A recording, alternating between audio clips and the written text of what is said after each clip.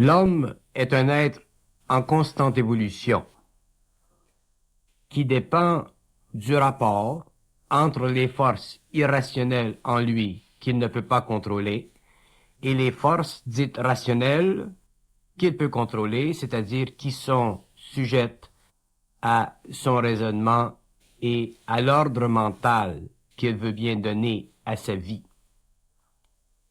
Et le rapport entre les forces irrationnelles et les forces rationnelles est proportionnel à ce que l'on pourrait appeler sa capacité de conscience supramentale.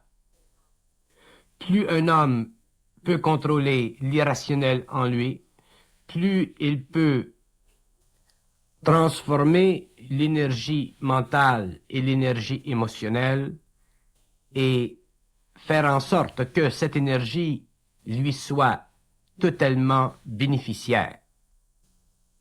Donc, plus l'homme est capable de contrôler les forces irrationnelles en lui, plus il prend la mesure parfaite de son intelligence, plus il réalise son intelligence créative, et moins il est assujetti dans la vie aux forces de la vie.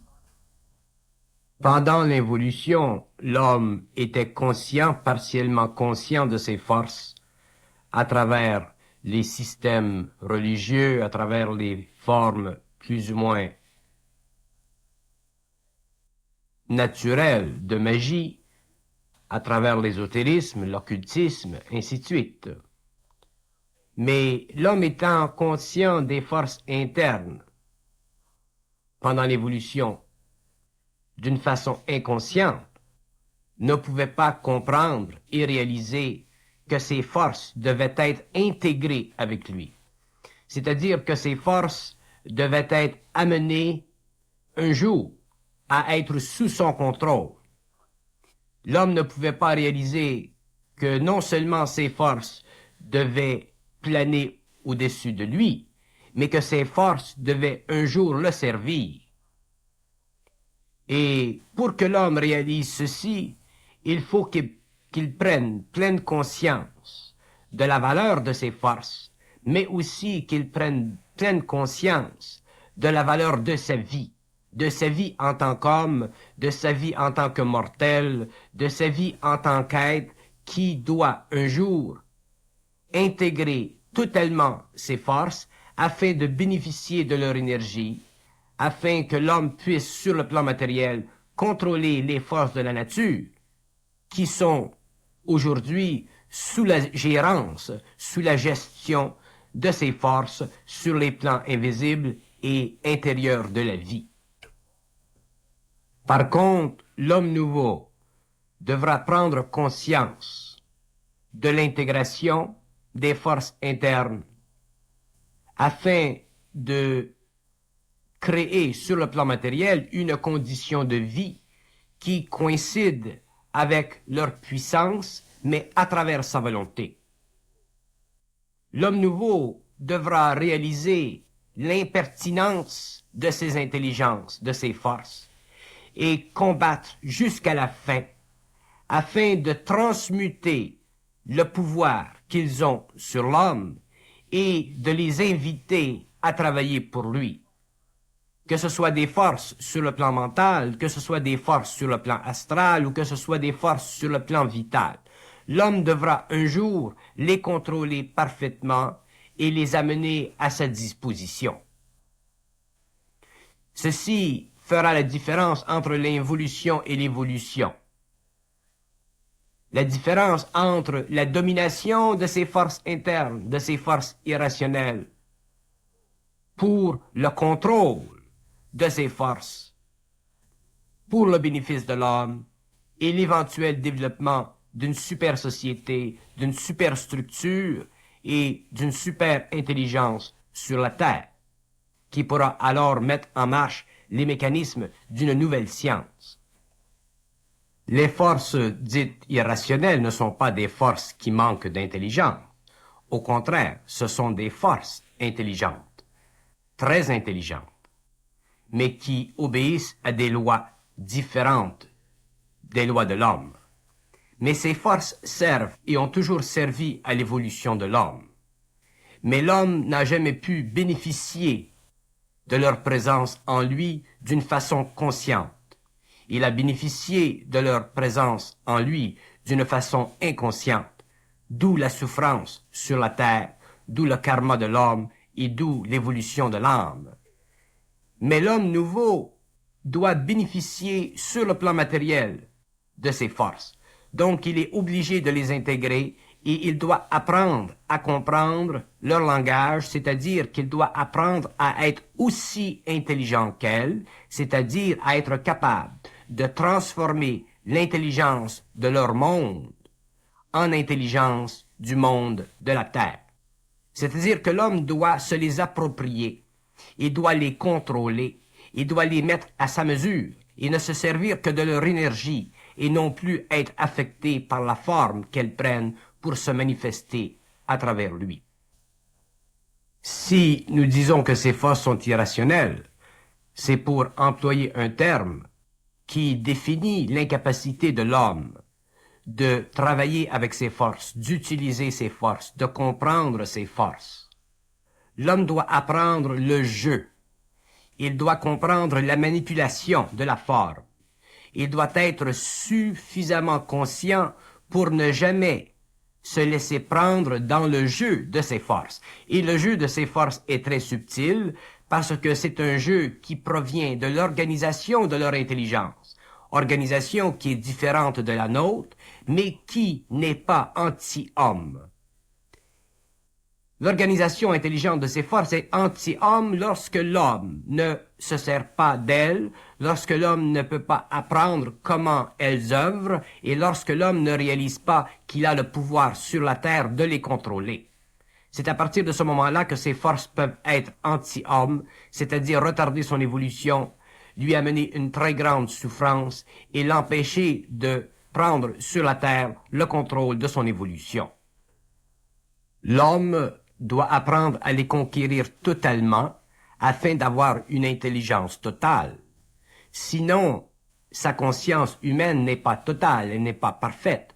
Elle est faite d'une partie d'intégration que la civilisation nous a donnée, que nous appelons la conscience raisonnable de l'homme, et elle est faite d'une autre partie beaucoup plus vaste, beaucoup plus infinie, que nous appelons le monde de l'irrationnel, le monde de l'invisible, et l'homme doit, à un certain moment donné, comprendre les lois de ces intelligences, de cette intelligence, afin de lui-même, par intégration, augmenter le taux vibratoire de son intelligence et atteindre le niveau de l'évolution du surhomme. L'homme pourra être heureux sur la terre lorsqu'il sera capable de complètement contrôler le pouvoir de ses forces sur sa vie personnelle. Tant qu'il n'aura pas ce pouvoir, il ne pourra pas être parfaitement heureux sur la terre, parce qu'il y aura toujours des situations qui pourront être créées par ses forces pour son évolution, pour son apprentissage, pour son expérience, et lui devra payer la facture. Donc, un jour, l'homme doit cesser de payer la facture. Et pour qu'il cesse de payer cette facture, il faut qu'il soit suffisamment intelligent, c'est-à-dire suffisamment lucide dans son esprit pour ne jamais tomber, être piégé par ses intelligences, par ses forces dites irrationnelles. Mais ceci demande une très grande présence d'esprit. Ceci demande une capacité de contrôler instantanément les formes qui viennent vers lui pour son évolution, afin de bénéficier de l'énergie de ces formes, mais jamais être piégé et assujetti à ces formes elles-mêmes. Voilà ce que l'on peut appeler de l'intelligence supramentale, c'est-à-dire de l'intelligence qui dépasse le cadre rationnel, qui puise dans l'irrationnel et qui ramène dans le raisonnable toute la puissance volontaire de l'intelligence humaine. Et pour que ceci soit rendu possible dans l'expérience de l'homme, il faut nécessairement qu'il s'achemine dans la vie initiatique, c'est-à-dire faut qu'il prenne conscience des données occultes d'une initiation quelconque qui l'amène petit à petit à pouvoir saisir, comprendre, réaliser la relation, le rapport entre l'irrationnel et le rationnel, afin qu'il puisse éventuellement, petit à petit, contrôler ses forces et les faire descendre en lui, mais toujours avec la vision parfaite qu'elles sont là en lui pour troubler son équilibre, pour troubler l'équilibre de son mental, pour troubler l'équilibre de son émotionnel, afin de permettre que le mental et l'émotionnel s'ajustent éventuellement avec le temps à leur puissance de confusion. Si l'homme n'était pas mis en confusion par ses forces, il ne pourrait pas connaître ce qu'est l'intelligence réelle.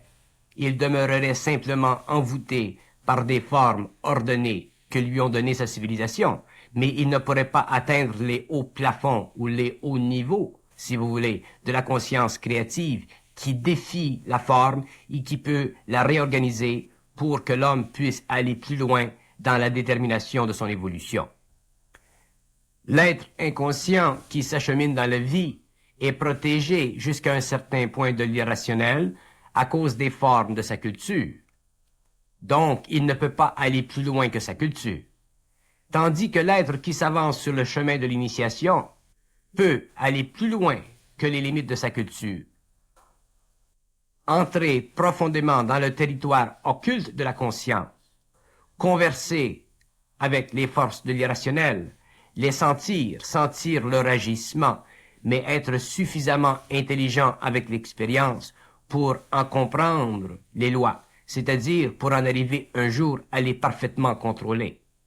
Donc l'être qui s'avance dans l'initiation ne peut plus reculer, parce que déjà il est trop avancé, déjà il a dépassé les limites de la psychologie raisonnable de l'homme inconscient pour s'avancer dans le no man's land de l'être évolutif, de l'être qui peut aller plus loin que la conscience de la masse planétaire. Lorsque l'être humain s'avance sur le chemin de l'initiation, il découvre que l'irrationnel a une capacité ou un pouvoir plus grand de se superimposer sur sa conscience raisonnable.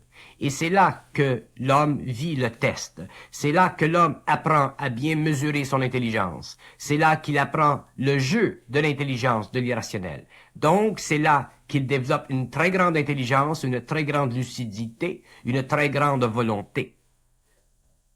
Il est essentiel pour l'homme nouveau de pouvoir tuer les dieux en lui, ou le Dieu en lui, parce que tous ces dieux ou ce Dieu ne sont que des aspects de la réalité qui conviennent à son intelligence inférieure. Lorsqu'il sera entré dans son intelligence réelle par intégration et éventuellement par fusion, il réalisera qu'il n'y a pas de divinité qui se superimpose à lui. Il fait partie d'une totalité créative, il fait partie d'une totalité cosmique, il fait partie d'un rayonnement à partir des plans les plus hauts jusqu'aux plans les plus bas, mais il n'y a pas en lui de domination, il n'y a pas en lui ce chapitre qui s'impose à sa conscience, il n'y a pas de parapluie sous lequel il peut se cacher pour des raisons psychologiques ou pour des raisons spirituelles. Il est totalement intégré, il est un, il est fermement enraciné dans la conscience de sa planète, individuellement ajusté à son psychisme, et il est capable de comprendre, de réaliser par lui-même ce qui doit être compris et réalisé au cours de l'évolution. Il n'a plus de place pour lui dans le monde pour la domination, parce que lui-même est devenu un être totalement centrique, c'est-à-dire un être qui n'est plus capable d'être subordonné à aucune intelligence, quelle qu'elle soit, à aucune conception, quelle qu'elle soit, de l'ordre universel. C'est un être libre, dont l'esprit est libre, parce que l'ego a été capable, au cours des années, d'absorber l'énergie de l'irrationnel, afin d'intégrer cette énergie au-delà de la forme, pour qu'il puisse se donner sur le plan matériel une capacité créative permanente, une capacité créative qui ne peut pas être faussée, une capacité créative qui n'est pas basée sur sa relation avec d'autres hommes, mais qui est fondée sur sa capacité d'intégrer l'énergie. Les forces dites irrationnelles naissent de la collusion entre l'activité créative des êtres de lumière et l'activité de service des êtres qui sont sur les plans plus ou moins élevés de l'astral. Donc, il existe dans le cosmos, dans la hiérarchie organisationnelle du cosmos, une collusion contre l'homme. Non pas une collusion négative, mais une collusion qui sert à l'évolution. Mais il vient un point dans la vie de l'homme où l'évolution doit être manifestée, c'est-à-dire qu'il vient un point dans sa vie où l'homme ne peut plus être le produit de cette collusion, où l'homme ne peut plus souffrir la collusion entre les êtres de lumière qui veulent pénétrer en lui et les êtres de service qui travaillent à cette pénétration pour le but éventuel de la fusion. Donc, il est nécessaire à un certain moment que l'homme se réveille, que l'homme se prenne en main et qu'en se prenant en main, il puisse prendre en main l'énergie qui descend vers lui à travers la manipulation des êtres de service que nous appelons les forces irrationnelles. Tant que l'homme n'est pas capable de faire ceci, tant qu'il ne comprend pas ceci, il est évident qu'il continuera à souffrir sur la terre et qu'il ne pourra jamais être totalement conscient, c'est-à-dire parfaitement intégré, parfaitement organisé au niveau mental, émotionnel, vital, donc capable éventuellement d'entrer en contact direct avec l'énergie de ces êtres de lumière pour connaître ce que nous appelons l'immortalité. L'homme doit s'éveiller à sa conscience. Il doit prendre sa conscience en main. Il ne doit plus laisser sa conscience être manipulée à cause de la collusion qui existe entre les êtres de l'astral, quel que soit leur statut évolutif, et les êtres de lumière qui doivent descendre vers lui pour la fusion. L'homme doit lui-même contrôler la relation entre les plans supérieurs de l'évolution, l'astral qui sert à l'évolution et sa vie sur le plan matériel que lui vit et qu'il doit vivre un jour en paix, c'est-à-dire créativement, sans obstacle et avec le pouvoir de ses énergies pour le contrôle sur la terre de la matière, pour le contrôle sur la terre de l'évolution, afin qu'il puisse reconnaître ou être capable de reconnaître qu'il est enfin un être total, non pas un être divisé entre le rationnel et l'irrationnel, mais un être total, c'est-à-dire un être qui a su et été capable de contrôler et de dominer ce qui, pendant l'évolution, l'a toujours dominé. C'est ainsi que s'établira sur la Terre une conscience nouvelle, une race nouvelle, une race consciente de son pouvoir, une race capable de corriger les erreurs du passé de l'humanité.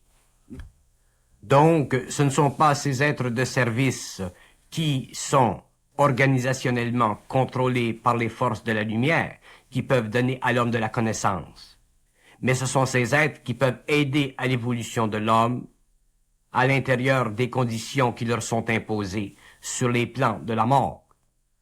Il est important pour l'homme de comprendre ceci, parce que l'homme doit un jour réaliser qu'il est un centre de force, qu'il est un centre d'énergie autonome, qu'il est un centre d'énergie universel, donc qu'il est un centre d'énergie qui résulte éventuellement, lorsqu'il est en fusion, de la pénétration totale et de l'organisation totale de l'énergie des forces de la lumière à travers les formes utilisées par les êtres de service pour son évolution. Mais à un certain moment, cette utilisation de ces êtres de service contre l'homme pour son évolution doit cesser. Il doit y avoir une fin à l'initiation de l'homme. À cause de l'organisation des systèmes, à cause de la suprématie des forces de lumière sur les forces de service, les forces irrationnelles ont sur l'homme un pouvoir de confusion qui sert à l'évolution de l'homme. Mais l'homme n'est pas un être qui peut indéfiniment, lorsqu'il est en initiation, supporter cette organisation du cosmos invisible. À un certain moment donné, l'homme doit renverser le rôle. C'est-à-dire qu'à un certain moment donné, l'homme doit être capable de renverser le rôle de ses forces irrationnelles et de contrôler l'énergie de ses forces pour son bien-être personnel. Si l'homme n'est pas capable de renverser le rôle de l'organisation invisible vis-à-vis la terre matérielle, il est en involution, il est en souffrance, il est en initiation. Dès que l'homme commence à renverser le rôle, il s'aperçoit qu'il devient quelque chose de particulièrement intelligent.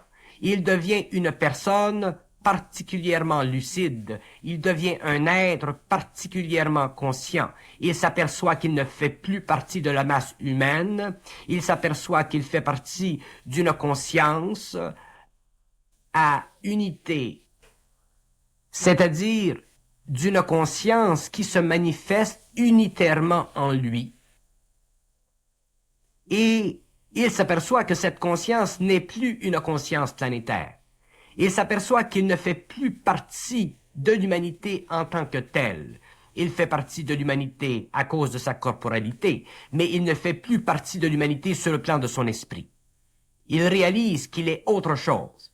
Et avec le temps, avec les années, avec le changement du cycle, il s'apercevra qu'il est effectivement autre chose, qu'il est une conscience supérieure, qui n'est plus régie par les mêmes lois qui ont régi dans le passé l'humanité, et qu'il fait partie d'un secteur créatif de la population humaine, assujetti à des lois qui sont parfaites et non plus assujetti à des lois qui sont partiellement évolutives, c'est-à-dire des lois qui sont soutenues par les conditions organisationnelles du monde de la mort et imposées sur le plan matériel à travers le cerveau humain, sur la conscience existentielle de l'homme. Donc, il est libre. Donc, il est capable, dans sa liberté, de comprendre tout, de saisir tout, d'absorber l'énergie dont il a de besoin pour être créatif selon le besoin de cette énergie et selon sa capacité créative de la recevoir. Il n'est plus un membre de la 5e race racine, il fait partie d'une nouvelle race, il fait partie d'une nouvelle condition d'exécution de vie sur la Terre. Il fait partie de ces liens qui deviendront éventuellement de plus en plus réalisés entre l'homme et des intelligences qui viennent d'autres systèmes de la galaxie ou d'autres systèmes de l'univers local. Il s'aperçoit alors qu'il n'est plus sujet, soumis aux lois du mensonge, parce qu'il peut voir le mensonge instantanément. Donc, il peut voir la collusion entre l'énergie des êtres de lumière et l'activité plus ou moins créative des êtres qui font partie des mondes parallèles de l'astral. Il voit à travers le jeu de la vie. Il est à ce moment-là capable de se désengager psychologiquement des formes, donc il est capable de s'engager directement dans l'énergie et de pouvoir éventuellement commander à ses forces de le servir. Ce sera demain la nouvelle puissance sur la Terre. Ce sera demain la nouvelle magie de l'homme. Ce sera demain la nouvelle science de l'homme. Ce sera la conscience supramentale, mais extériorisée et non plus philosophiquement contemplée. Donc, l'homme doit en venir à posséder une compréhension scientifique de la conscience. Et lorsque nous disons une compréhension scientifique de la conscience, nous disons une compréhension parfaite des lois de la conscience, c'est-à-dire des lois de l'intelligence dans l'homme, parce que la conscience, c'est l'intelligence dans l'homme.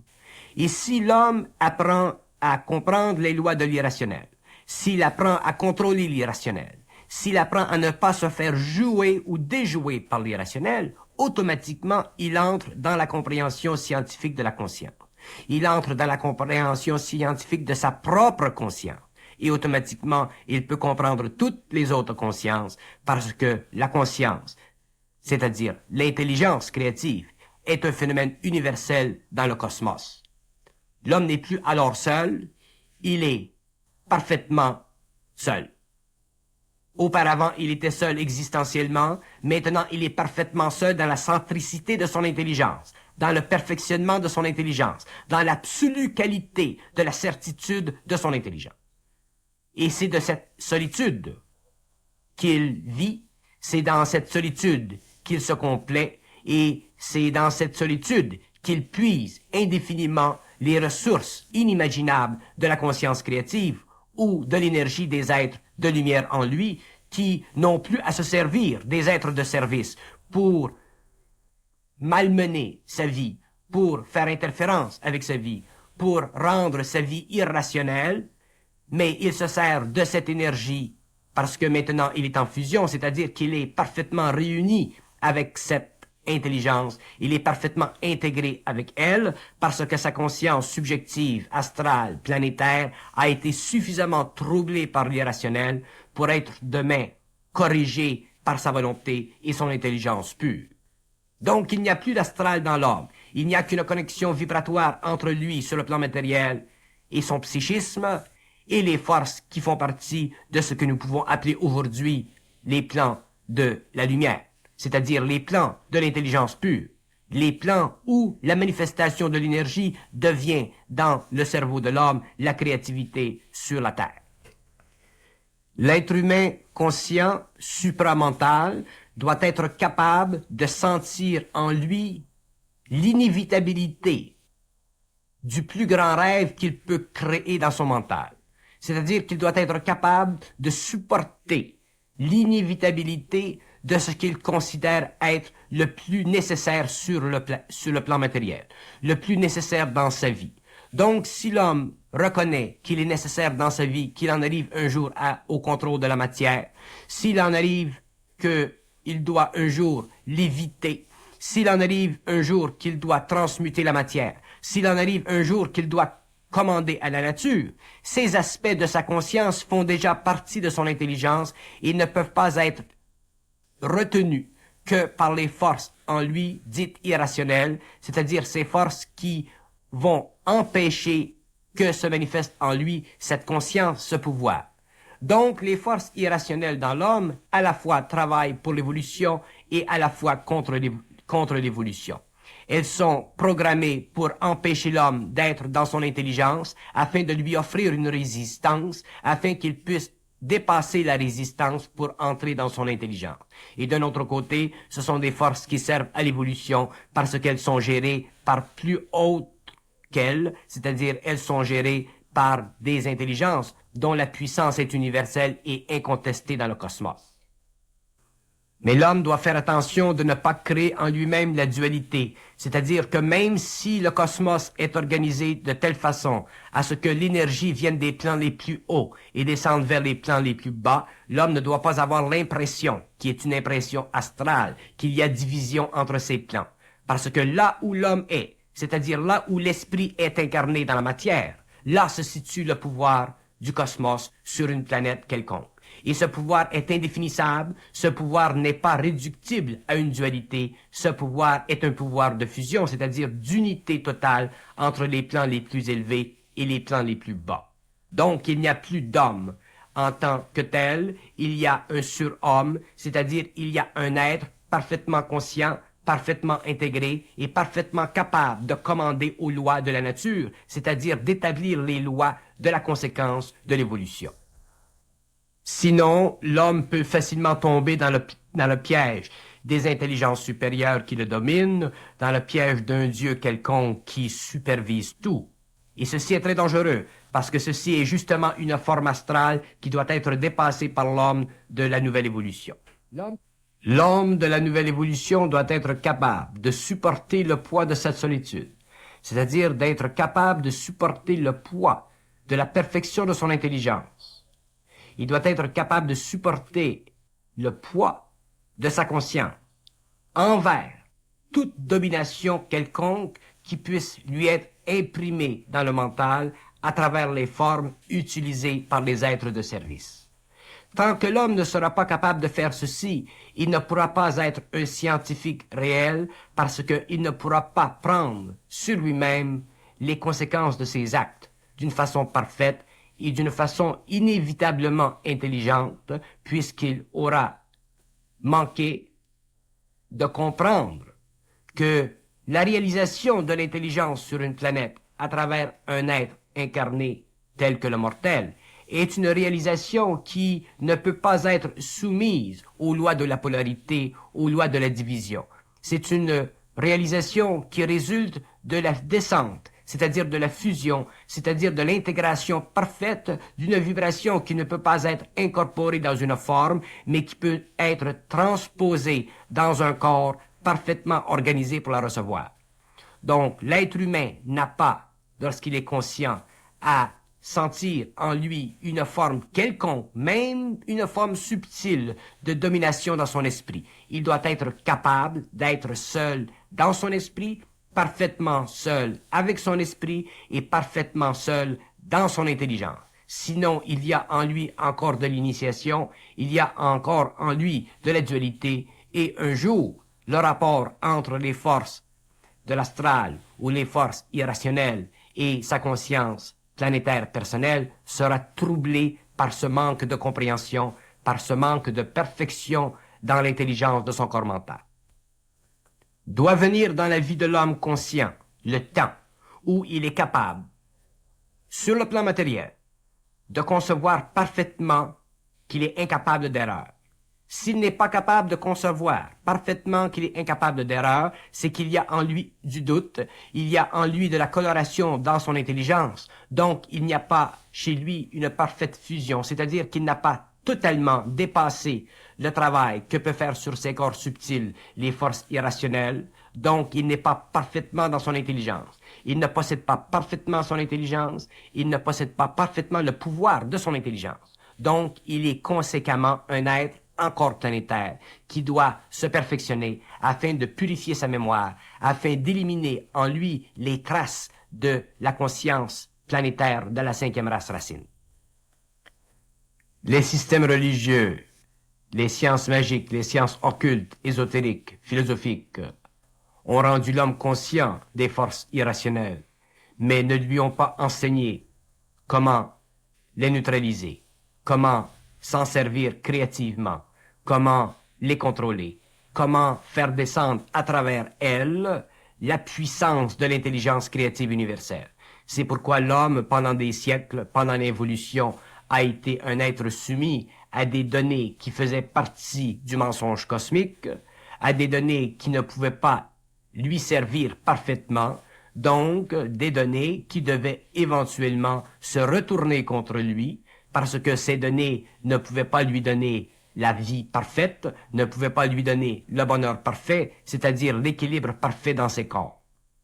Donc c'est très important pour l'homme de la nouvelle évolution de comprendre que lui seul, à lui seul, il peut contempler l'infinité de l'intelligence, que lui seul et à lui seul, il peut contempler le pouvoir de l'énergie de l'intelligence sur le plan matériel, que lui seul et à lui seul, il peut vivre en fonction des lois de l'énergie et qu'il peut, à lui seul, de la même façon, ne jamais être affecté par les forces irrationnelles de la vie.